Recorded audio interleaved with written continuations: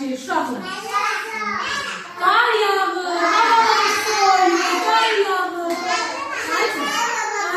Qar yağan zaman qartop oynayırıq. Bəs bizim bir dənə bayramı da olur yaxınlaşır. Hansı bayramı?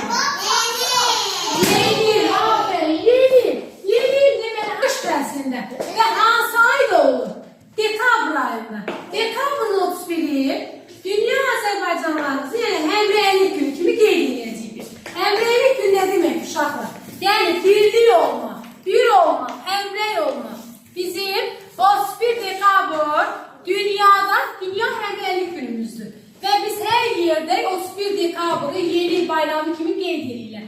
Bizim isə həm həmrəylik günümüz kimi qeyd edilir uşaqlar, həm də yeni il bayramı kimi qeyd edilir. Məryəm, qızım bir görün. Yeni ildə nələr olur? Yeni il bayramında hansı atributlar, hansı simvollar olur? Məryəm, yeni də biz nə qururuq? Evimizdə nələr qururuq valideynlərimiz? Yolka. Və bizə hədiyyələri kim gətirəcək? Aferin qızlarına. Şaxta baba, qarqız, bəli. Uşaqlar, bəs indi siz mənə deyin görün.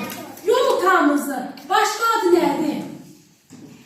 Şam ağacı. Deməli, hər bir yerdə şam ağacı qurulur, yolka qurulur və biz onun ətrafında toplaşır və xoş sözlər deyirik, təbriklər deyirik, bir-birimizə hədiyyələr veririk. Bu deməkdir ki, həmrəy oluruq, uşaqlar, bir oluruq, həmrəy oluruq.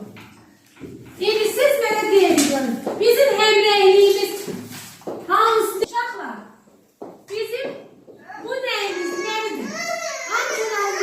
Ne gördük karşımızda? Bayrak gördük.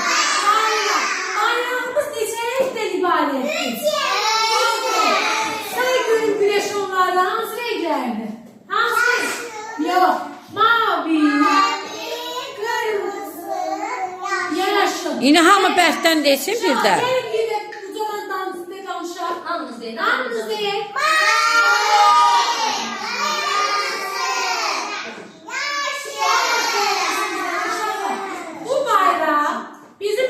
Bayrağımızdır.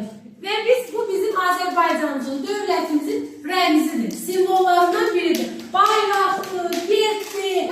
Yani bunlar bizim həmrəy olmağımızın simvoludur. Bəli. Uşaqlar.